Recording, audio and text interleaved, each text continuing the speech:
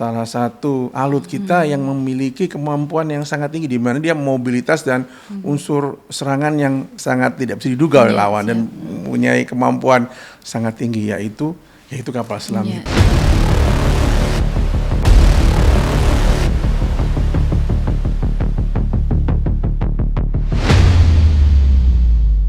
Kita kurang lebih 14 hari kita tidak sandar. Tidak ketemu darat ya? Jadi kan banyak yang karena efek ombak itu mabuk laut. Karena mabuk laut kita tidak makan, muntah terus, jadi apa yang nggak masuk. Sehingga mau tidak mau setelah saya periksa dia sudah mengalami kondisi kedaruratan, yaitu dehidrasi. Saya mau tidak makan, saya sebagai saya harus selamatkan ini.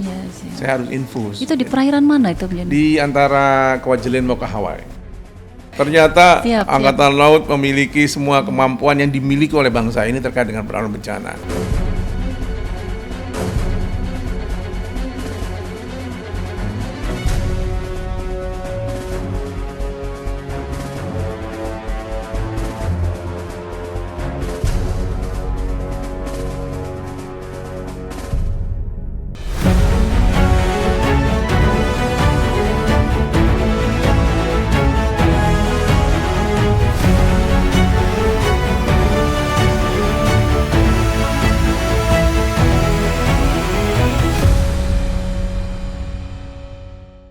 Hai, jumpa lagi dengan saya Grace di podcast inspiratif Angkatan Laut, Naval Untold Story, go, go, go. Pemirsa, kehidupan bawah laut merupakan peristiwa alam raya yang misterius dan masih susah terpecahkan hingga saat ini. Seperti narasumber saya kali ini, misterius sekali karena beliau adalah seorang kepala rumah sakit Angkatan Laut Dr. Minto Harjo Jakarta. Tidak hanya itu, beliau tidak hanya seorang dokter tapi juga seorang pengawal kapal selam. Seperti apa kisah inspiratif beliau? Mari kita kulik setelah ini. Selamat datang Kolonel Laut Kesehatan Dr. Imam Hidayat, spesialis syaraf FINA atau Fellowship Interventional Neurology and Stroke, dokter spesialis neurologi subintervensi vaskular. Betul ya Menjin ya? Betul. Siap. Gimana kabarnya Menjin? Alhamdulillah baik pada saat ini. Menjadi dokter itu kan sebuah profesi yang sangat menantang. Tetapi Kak Rumkit ini tidak hanya seorang dokter spesialis saraf yang spesialisnya juga ngeri-ngeri sedap ya Menjin ya. Tetapi juga seorang pengawal kapal selam. Itu nggak biasa dan jarang loh Menjin. Gimana sih Menjin latar belakangnya? Kok bisa tertarik menjadi seorang pengawal kapal selam? Jadi penempatan saya pertama itu adalah di armada. Kita ketahui bahwa armada waktu itu Armatim, di mana di sana memang tempat prajurit Jalasena yang sangat kuat di sana itu. Saya dan di sana itu pada saat saya penempatan tahun 95, jadi totalitas saya itu sebagai seorang dokter dan diterima sebagai prajurit TNI AL, sehingga saya harus melaksanakan kewajiban saya secara total sebagai seorang dokter, di mana tugas utama adalah kesehatan dan dukungan kesehatan pada TNI AL pada saat operasi militer perang maupun selain perang. Kita harus siap. Dan di armada itu tempatnya kita ditempa, jadi memang fungsinya di sana banyak. Dukungan kesehatan sana variatif gitu ya, memang sesuai dengan jiwa saya yang memang suka challenging ya, mencari berpetualang. Di armada itu awalnya karena dia itu satuan kapal armada tempatnya kapal kombatan kita, kapal perang di sana banyak, dan juga di sana ada satuan marinir. Jadi pengalaman saya bagaimana saya bisa mengaplikasikan kapasitas saya sebagai seorang dokter pada TNI AL itu lengkap sebenarnya di sana. Saya bisa melaksanakan kegiatan dukungan kesehatan pada kapal atas air pada saat operasi wilayah. Kemudian di sana juga ada pangkalan, dan di sana juga kebetulan pada saat itu masih belum dipisah. Jadi kesehatan udara itu kami pun juga mendukung. Kemudian marinir pun juga kita dukung. Jadi kita terlibat dalam setiap operasi, baik operasi dan latihan, baik marinir, kapal atas air, kapal perang atas air, dan penerbangan Angkatan Laut. Lantas kenapa memilih kapal Nah, selam? ini jadi kemudian saya lihat ada satu sisi yang dimana salah satu alut kita yang memiliki kemampuan yang sangat tinggi, di mana dia mobilitas dan unsur serangan yang sangat tidak bisa diduga oleh lawan dan mempunyai kemampuan sangat tinggi, yaitu kapal selam itu. Siap. Nah, saya ternyata ada senior kami juga yang pernah jadi dokter kapal selam. Pada saat Cakra dan Nanggala datang itu sudah ada dokter kapal selam. Saya dapat cerita dari beliau tersebut. Ternyata ada challenge bagi saya, tantangan bagi saya. Ada satu area lingkungan yang dimana merupakan SS1 tersebut, saya bisa melakukan profesi saya di situ. Bagaimana orang-orang yang di sana bisa untuk kesehatannya bisa saya aplikasikan dalam tugas saya sebagai seorang dokter. Yaitulah akhirnya saya ingin masuk sebagai dokter kapal selam tersebut. Luar biasa ya dokter, bukan dokter biasa. Nggak cukup nih yang di darat, padahal sudah menghandle juga marinir, udara juga, dan penasaran gitu ya Menjen, atau tertantang ya Menjen ya? Tertantang, tertantang. Karena intinya saya pikir dan juga ini regenerasinya, karena memang harus tes ya, jadi tidak semua yang ingin masuk dan tidak semua yang punya keinginan untuk masuk. Nah, itu keinginan. Punya itu keinginan tapi tidak lulus tes. Itu. Siap. Jadi kalau misalnya nggak ada semua, siapa yang akan? Memang di sana ada juru kesehatan, medis, para medis, tapi kan dia juga butuh ahlinya gitu. Jadi kami sebagai seorang dokter tertantang untuk itu dan merupakan panggilan nurani bahwa saya harus bisa juga mendukung saudara kami sama prajurit TNI AL itu untuk bisa kami aplikasikan. Lantas saat itu pangkat apa itu Menjen? Letnan 1. Letu. Nah, Letu Imam Hidayat saat itu langsung mengikuti pendidikan ya Menjen, lolos seleksi ya Menjen ya. Alhamdulillah. Terus pendidikan seperti apa Menjen? Ya, jadi pendidikannya itu tesnya ya sama seperti Dikprivet. Jadi semua sama waktu itu kan, ada 4 tuh privet tuh. Penyelam, Taifib, Pasca, sama kapal selam. Pendidikannya bagaimana Menjen? Pendidikannya itu memang dari Dikprivet yang paling membosankan, bukan membosan, tantangan ya, 10 bulan gitu. 10 bulan, lama juga ya? Lama. Jadi di mana pendidikan dasar kapal selam yang tahap pertama itu. Jadi kita diajarkan tentang hampir semua apa yang ada di kapal selam. Jadi kita juga sebagai dokter juga harus tahu itu, apa itu kemudi, ada apa itu sewaku, nggak ada. Jadi kita diajari dasar. Nah, dasar itu. Kemudian terutama dari yang pada PDKS itu adalah masalah teamwork. Nah, jadi di situ psikologi, dari tim psikologi yang sangat berperan. Ya itu yang sangat berkesan pada saya. Jadi intinya bagaimana saya harus menyamakan satu visi misi, satu chemistry lah dalam satu tim itu. Karena memang benar kalau tidak kita dalam bentuk teamwork, makanya kita lepas pangkat itu kita semua merasa saudara. Karena nyawa saya apa yang ada tadi pada saya itu tergantung teman saya. Karena semua alat yang dipegang itu dia harus tahu. Walaupun nanti ada tahapan spesialistik yang tahapan kedua itu. Tapi kita harus tahu bahwa dia itu juga seperti itu. Jadi dia sudah spesialis seperti itu. Jadi intinya dia akan memberitahukan.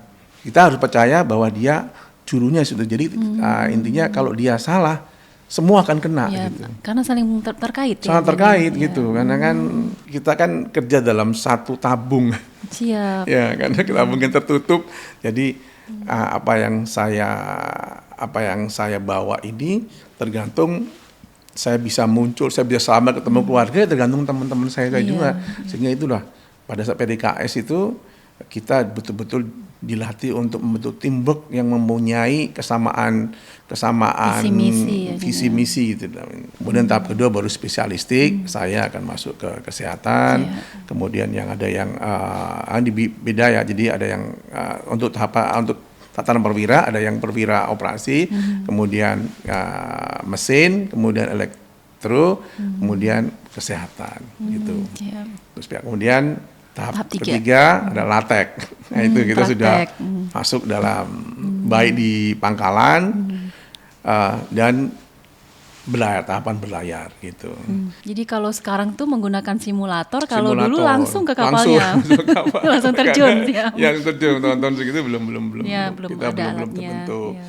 Nah, itu pendidikannya di Kodik Opsla, Kodik Latal. Siap, ya. Nah, selanjutnya penempatan pertamanya di mana mungkin sebagai pengawal kapal selam? Untuk perwira kesehatan sama dokter itu sifatnya kita dididik untuk kondisi-kondisi khusus gitu, operasi-operasi khusus. Jadi untuk pendidikan kesehatan ABK sebagai ABK kapal selam, kesehatannya itu ada bintara kesehatan kami. Itu yang memang nantinya dilatih untuk sebagai organik ABK kapal selam. Sedangkan kalau kami memang dididik karena environment lingkungan kerjanya berbeda, sehingga harus dididik sebagai seorang ABK seorang awak kapal selam gitu. Penempatannya ya tergantung kebutuhan. Jadi operasi apa ya? Karena kita tahu sendiri ya, dokter di angkatan laut kan juga sangat kurang, sehingga walaupun kamu di kapal selam dibutuhkan juga di permukaan. Kalau seandainya ada di kapal selam mungkin, itu bisa mengawaki kapal selam juga ya dokter-dokter ini ya mungkin ya? Kalau ngawaki memang bukan spesialis kami, tapi intinya kami mengerti. Jadi kami diberi pelajaran tentang itu, tapi tidak secara spesialis, tidak secara khusus. Tapi kita diberi pengalaman, misalnya kondisi-kondisi kegawatan di mana mau tidak mau kita harus harus terlibat. Nah, itu kita harus bisa.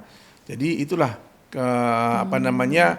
keunikan, kekhususan daripada pendidikan kapal selam di mana seluruh awak itu diharapkan tahu. Karena kan lingkungannya ya itu aja, kurang lebih 40 sampai 50 kan krunya. Jadi misalnya jurusannya sakit ya mau tidak mau dia harus tahu. Tinggal mungkin refreshing aja ini mungkin ya. Tapi kan pada saat pendidikan dasar kesehatan kita semua diajarkan. Jadi intinya kru itu hampir semua mengerti tugas, itu. Tapi masing-masing nanti sesuai dengan jurunya spesifik masing-masing. Kami pun pada saat penugasan operasi kemarin, kami pun dokter karena perwira akhirnya jadi aspaga. Akhirnya jaga di PIT.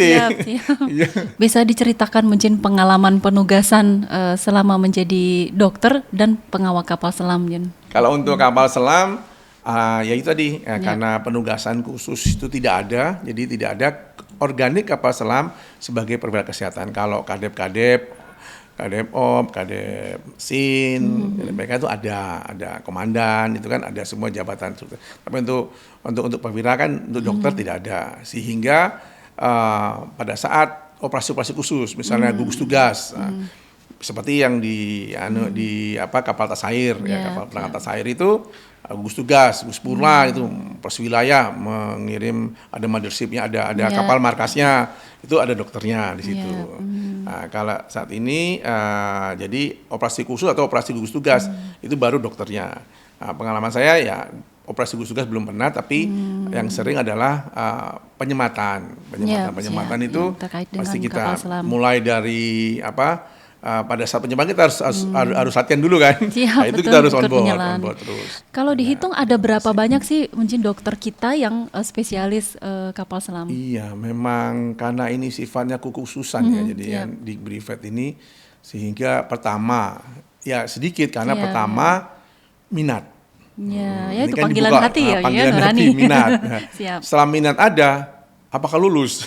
Nah itu dia harus mendukung. Harus tes itu. Jadi ada beberapa memang dokter yang junior kami itu memang pernah daftar tapi tidak lulus. Sehingga itu tadi jadi kita masih sangat kekurangan gitu. Makanya sampai saat ini itu dari awal masuk dokter pertama 25. Hanya 25. Yang aktif sampai sekarang tinggal 12 termasuk saya. Oh siap, sisanya sudah purna ya Jun ya? Iya, sisanya sudah purna. Dan ya kalau seperti saya ini kan suatu waktu kalau misalnya kadang ada junior kami pada saat dia mau diminta untuk on board kapal selam misalnya penugasan khusus, dia tidak bisa misalnya lagi sekolah kan sulit karena kasihan juga kan karirnya dia. Mau tidak mau ya naik lagi saya nggak apa-apa. Tapi kan berkahnya yang menjadi seorang pengawal kapal selam ini akhirnya dianggapnya dokter ini bisa diterjunkan di kedaruratan khusus seperti misalnya ada musibah bencana alam Betul, gitu ya Mjin ya. betul. Pernah mengalami seperti itu Mjin? Saya terkenal pada saat itu di Basarnas apa yang BNPB ya. Siap. Saya bilang dokter bencana gitu. Itu gimana ceritanya Mjin? Pengalaman saya di penugasan dan juga sering mengikuti kegiatan-kegiatan latihan-latihan disaster gitu. Yap. Ternyata penanggulangan bencana sehingga saya selalu Dilibatkan. bahkan di Lombok. Alhamdulillah dari pimpinan juga Angkatan Laut harusnya hadir Yap. minimal hari H atau H+1. Nah, kita sudah hadir di sana. Di mana pada saat itu kita berusaha ya memang berat sekali kondisi seperti itu ya. Di mana semua akan terlibat dari beberapa negara akan fokus ke sana, tapi kita berusaha untuk mengatasi. Itu kehadirannya militer di situ, TNI di situ sangat bagus karena kita memiliki alut yang dapat digerakkan di segala macam medan. Maksudnya gimana itu Mjin? Jadi kita kan punya pesawat, pesawat kita bisa terjunkan rumah sakit lapangan melalui darat bisa kita melalui situ atau kapal yang paling mudah kapal kan. Punya kapal rumah sakit ya? Betul. Nah, kita bisa menggerakkan alut atau sarana yang dibutuhkan oleh kondisi saat itu yang bisa kita gerakkan di sana dengan memiliki kemampuan untuk sesuai dengan kebutuhan mereka bahkan lebih. Nah, itulah yang dimiliki Angkatan Laut, itu kehebatan. Itu yang saya bangga bisa ternyata Angkatan Laut memiliki semua kemampuan yang dimiliki oleh bangsa ini terkait dengan penanganan bencana. Nah, saya mendengar mungkin kalau Karumkit ini adalah termasuk yang menggagas ya menjadi kapal apung atau kapal rumah sakit. Itu gimana dulu ceritanya Mjin? Ya, sebenarnya itu sebenarnya sudah lama, cuma pada saat desain Rumah Suharto sudah dibentuk, pada saat pembentukan pada saat Rumah Sakit itu kan memang sudah desain dari Korea, dari Dalpele, Suharto.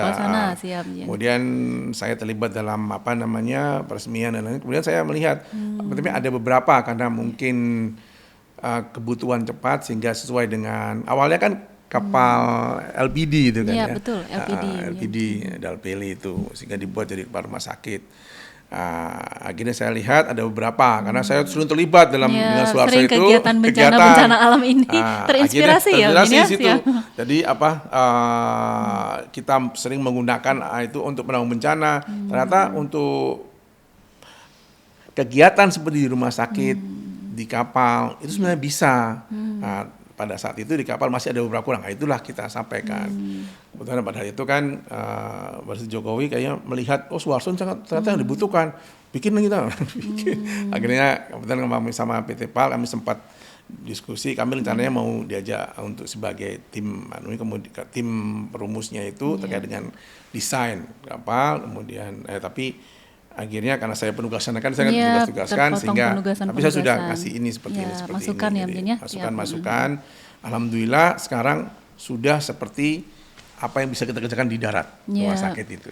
Nah, maksudnya seperti apa Mjin? Apa bisa operasi gitu Mjin? Iya, betul. Makanya rumah sakit yang kita bawa itu pada saat saya dibutuhkan lagi untuk kegiatan-kegiatan yang membawa rumah sakit yang hasil produksi dalam negeri, produksi anak bangsa ini, yaitu Raja ARJW ya, Rajiman dan Wahidin itu, WSA, itu saya tampilkan bahwa inilah saya bawa rumah sakit setingkat tipe B. Dari darat yang bisa kita bawa, Angkatan Laut bisa membawa rumah sakit tipe B, melaksanakan seluruh kegiatan yang rumah sakit tipe B yang ada di darat itu bisa kita gerakan dimanapun dibutuhkan. Misalnya pada saat itu kebetulan untuk KTT para pejabat kepala negara kita siapkan. Saya bawa di situ ada 5 kamar operasi yang canggih, bisa melakukan 5 kamar operasi, jadi bisa melaksanakan kegiatan operasi kandungan, lahiran, untuk melahirkan, ibu melahirkan, terus operasi kandungan, tumor-tumor itu, kemudian bedah ringan jangan bedah ringan, bedah pengusut pun bisa dilaksanakan di sana. Oh gitu Mjin. Betul. Canggih juga. Jadi kita mempunyai mikroskop untuk pembedahan, microsurgery, mikroskop untuk bedah saraf, bedah tulang belakang. Bedah saraf juga bisa.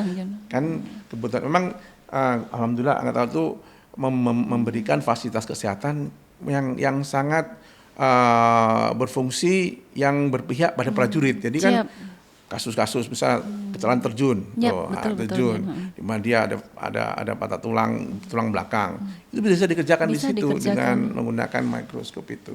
Itu luar ada di biasa, Yun, kapal ya. rumah sakit itu. Dan Kemudian dokter-dokter kita juga mendukung ya, Yun, ya? Iya, sangat. Dan fasilitasnya juga diagnostik dari CT scan, USG, Ada, 4D yang bisa bentuknya Wah, seperti. luar biasa. Dan itu Jadi kapal, kalau misal kapal buatan dalam negeri ya, dalam Yun, ya? negeri. Wah, Iya. terima kasih juga untuk dokter-dokter Angkatan Laut, Iya. Karumkit, terima kasih idenya Iya, luar iya, biasa dan ini mudah-mudahan bermanfaat bagi masyarakat, terutama yang sangat mengalami bermanfaat. kedaruratan ya, mungkin ya. Betul sekali. Siap. Sebenarnya apa sih bedanya mungkin bekerja di darat dan bekerja di kapal perang, mungkin? Pertama ada perbedaan mental. Itu pasti ya, mungkin ya. Sambil goyang-goyang. Iya, betul. Saya pernah kebetulan pengalaman saya yang paling berat adalah penugasan di KRI di Waruji. Ya, di mana di situ kita melewati yang mungkin kalau bisa si state-nya ombaknya itu besar sekali.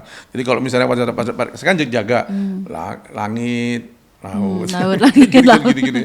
Nah itu kebetulan kita kurang lebih 14 hari kita tidak sandar. Tidak ketemu darat ya. Tidak, jadi kan banyak yang ya karena efek ombak itu mabuk laut. Karena mabuk laut kan tidak makan, muntah terus. Jadi apa yang nggak masuk? Sehingga mau tidak mau setelah saya periksa dia sudah mengalami kondisi kedaruratan yaitu dehidrasi, kekurangan cairan di mana sangat mengaruhi fungsi jantungnya. Mau tidak mau kan ya waktu saya kan dan dia ternyata saya juga jengkel. Kamu kok jadi pasien kok cari tempatnya nggak enak di ujung nih cocor. Siap. Kan dicocor kan Iya betul lebih terasa ombaknya. Terasa banget kan. Siap, Habis itu saya mau tidak mau kan saya sebagai saya harus selamatkan ini. Iya, siap. Saya harus infus. Itu di perairan mana itu, Bjen? Di antara Kwajalein mau ke Hawaii. Jadi Samudra Pasifik. Ya ombaknya luar biasa ya, Bjen ya. Bilang lautan teduh, mana Siap. teduhnya. Nggak ada teduh-teduhnya banget. Terus apa yang dilakukan, Bjen? Saya harus Yap. cairan. Saya harus kan dia nggak bisa masuk. Saya harus melalui IV line atau pembuluh darah. Saya lakukan infus. Jadi saya kerjakan, saya minta bantuan dari saya langsungkan cepat selesai pokoknya cepat kan. Selesai infus, selesai cairan udah keluar. Cepat. Nah, keluar bukan karena saya itu mau mencari, bukan. Saya muntah. Dokter juga manusia ya. Iya pasti. Tapi saya pada itu saya tidak boleh muntah. Iya, saya pasien dulu ya, menjadinya harus muntah. Jadi mau tidak mau tidak akan.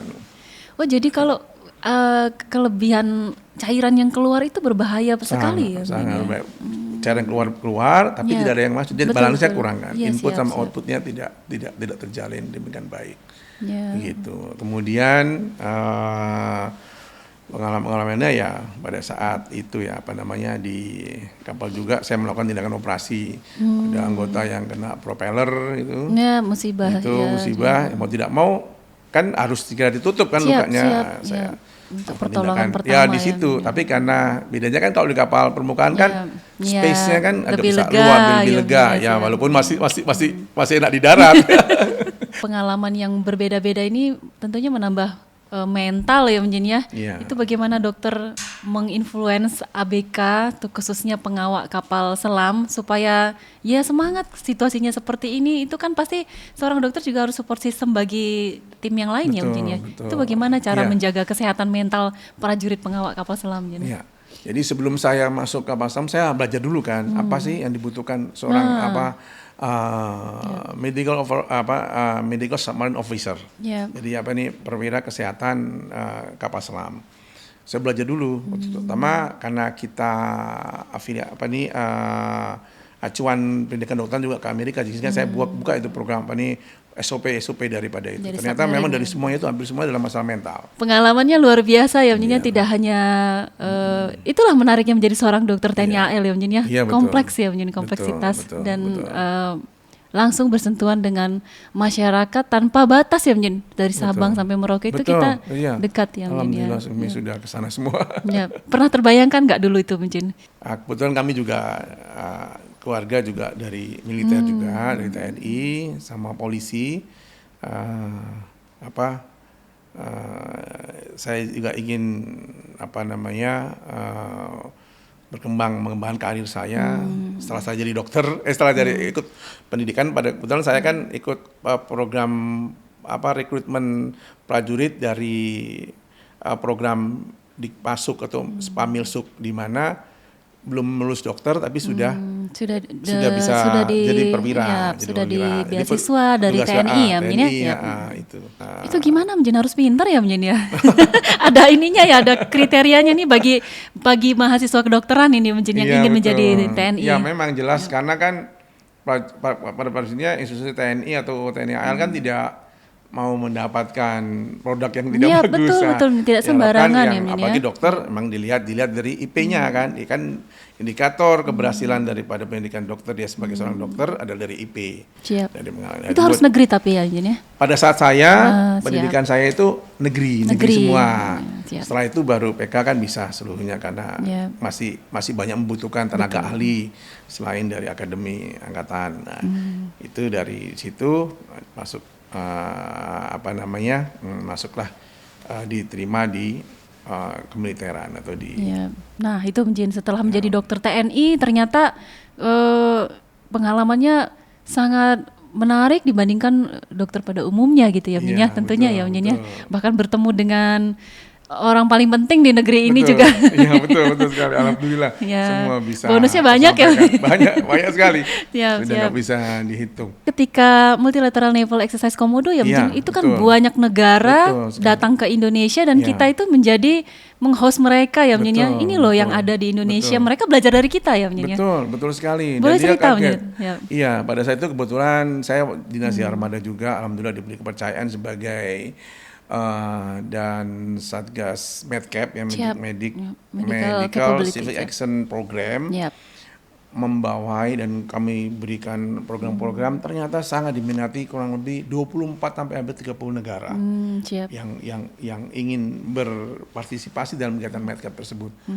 Yang akhirnya kita buat program di mana dia bisa langsung hands on, bisa tahu berapa penyakit yang selama ini di negara negara tidak tidak ada, ada. kemudian bagaimana dia bisa mengetahui bagaimana peran daripada TNI AL dalam hal mengentas derajat kesehatan masyarakat dalam mengatasi segala permasalahan kesehatan di masyarakat itu seperti ini. Kemampuan dari TNI Iya, Angkatan siap, Laut terutama siap. Navy, Indonesian Navy itu demikian besar sekali, sangat dibutuhkan. Dia tahu, akhirnya dia mengerti bahwa ternyata fungsi daripada sebagai unsur kombatan, unsur tempur bisa juga bermanfaat bagi di mana kita mempunyai program OMSP kan, pasti militer selain perang itu. Jadi kita betul-betul bisa berperan sekali untuk meningkatkan derajat kesehatan masyarakat maupun derajat kesejahteraan. Belajar. Negara-negara asing itu kan pinter-pinter ya, Mjin ya. Iya, betul. Tapi yang paling istimewanya itu kita bisa mengorkestrasi, bisa menyambungkan ya. Ini negara ini keahliannya di sini, negara ini keahlian di sini. Indonesia melalui Menek ini ya, Mjin. Ya kita harus menyatukan semuanya sehingga kemampuan itu bisa kita kendalikan ya, Mjin ya. Untuk kepentingan kemanusiaan ya, Mjin. Iya, Itu luar biasa loh, Mjin. Betul. Bahkan kan ada negara-negara yang masih berperang dingin itu kita satukan dalam kegiatan Medcap itu. Bertemu di situ ya, Mjin ya. Siap. Ketemu sama US. Tapi nggak perang ya, Mjin ya? Enggak, akhirnya perangnya Perang kalian. Ya, Bagaimana dia kalau di sini kita kalian bersatu, ya. bisa menyatu itu. Maksudnya itu Ya. betul-betul guyup gitu di situ itu semua. Saat ini kita ada 5 ya, Mjin ya, kapal rumah sakit ya, Mjin ya. Kapal rumah ya, sakit Mjin ya. kita 3. Hanya tiga dan yang 3. terbaru itu RJW dan Iya, WSH itu iya, ya, Mjin ya. WSH. Siap. Dengar-dengar katanya ada program Presiden Republik Indonesia ya, Mjin, untuk kapal rumah sakit ya, Mjin ya. Gimana itu? Mudah-mudahan. Harapannya dari seorang Iya. dokter TNI AL, Iya, Mjin. Iya, memang karena sangat luasnya rumah sakit. Bahkan begini, kebetulan saya juga terlibat dari Kemenkes untuk FGD, forum group discussion untuk program bagaimana mengatasi penanganan pasien-pasien warga yang di remote area yang sulit terpencil, pulau-pulau dengan kondisi kepulauan kita seperti ini. Ternyata keberadaan kapal rumah sakit ini sangat dibutuhkan dan sudah ada pembicaraan lagi bahwa nantinya kapal rumah sakit ini mungkin akan selalu sering dilibatkan dengan kegiatan-kegiatan kemanusiaan yang dimana di bawah koordinasi dari Kementerian Kesehatan. Dengan adanya keperluan seperti itu sebenarnya kapal rumah sakit yang ada kita saat ini kan 3 dengan wilayah luas seperti ini sebenarnya Butuh banyak ya, butuh Mjin ya. banyak Iya. sebenarnya butuh Untuk beberapa menjangkau lagi. Sabang, Merauke, Iya. ribuan pulau ya, Iya, Mjin, dan ya. sekarang lagi pula sesuai dengan validasinya di kapal rumah sakit Kan biasanya kalau kapal kan KRI kan ada departemen sampai 4. Sekarang departemen tambah lagi departemen kesehatan. Jadi sudah organik kapal. Siap. Jadi dokter itu sudah tetap khusus di situ. yang di kapal rumah sakit tersebut. Tidak BKO lagi Tidak ya? BKO lagi. Sekarang sudah ada kepala siap, departemennya siap. seorang dokter atau pemerintah kesehatan yang siap mengawai itu, jadi tidak perlu lagi minta lagi, jadi sudah ada sendiri. Ada kerjasama apa mungkin yang terkait dengan profesi dokter dengan yang bisa mengembangkan kemampuan dari dokter-dokter kita di TNI Angkatan Laut, Jen? Ya, alhamdulillah juga ya. Jadi pemerintah dalam Kementerian Kesehatan yang terkait dengan dia membidangi masalah kesehatan di Indonesia ini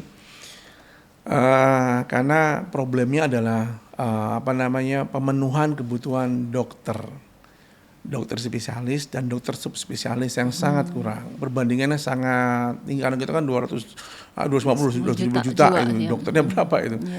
Nah, dengan mekanisme yang ada sekarang produksi daripada dokter, terutama dokter spesialis ya, kalau dokter mungkin sudah banyak, dokter spesialis itu kelihatan banget perbedaannya sangat, dan itu dibutuhkan. Kayak dengan itu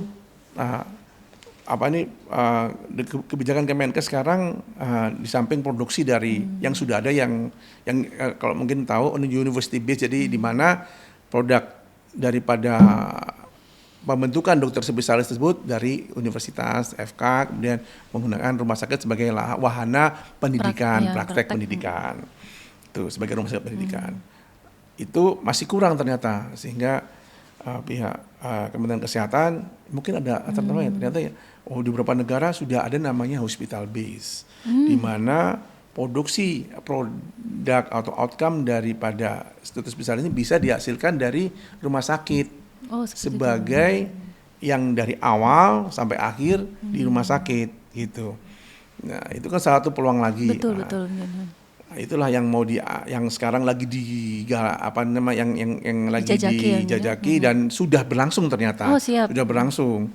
Kebetulan pada saat groundbreaking dan RSAL Minto Harjo dipilih sebagai salah satu rumah sakit pendidikan untuk program hospital base untuk melaksanakan pendidikan dokter spesialis 1 maupun subspesialis nantinya. Ya itu, jadi intinya kita juga akhirnya saya sebagai Baju TNI HL dan Korps Kesehatan sangat bersyukur mendapat kepercayaan ini, bahwa kita juga bisa berkontribusi dalam hal ini. Terima kasih lagi, semua itu berkat pimpinan TNI AL bahwa kita ini ada di sini karena TNI AL. Jadi ternyata dipilih oleh Kementerian Kesehatan dalam ikut berkontribusi memberikan solusi terhadap masalah negara, masalah bangsa ini yang saat ini memang dipikir harus dicari solusi yang terbaik gitu. Kebetulan saya juga ikut dalam organisasi International Corps of Military Medicine, International Congress of Military Medicine. Kebetulan yang paling istilahnya yang punya keunggulan tersendiri adalah Angkatan Laut ini kita memiliki. Dan itu sering disuarakan di forum-forum internasional ya. Betul. Mudah-mudahan nanti negara lain juga tertarik bisa belajar ke kita gitu ya, mungkin datang ke RSAL, baik Jakarta maupun Surabaya. Sudah banyak yang mau belajar gitu ya. negara tetangga. Silakan saja asal mengikuti birokrasinya ya mungkin ya. Betul, birokrasi betul. Baik, demikian bicara kita pada hari ini. Terima kasih kepada narasumber inspiratif kami. Sampai bertemu kembali di podcast Inspiratif Angkatan Laut. Naval Anto Story. Go.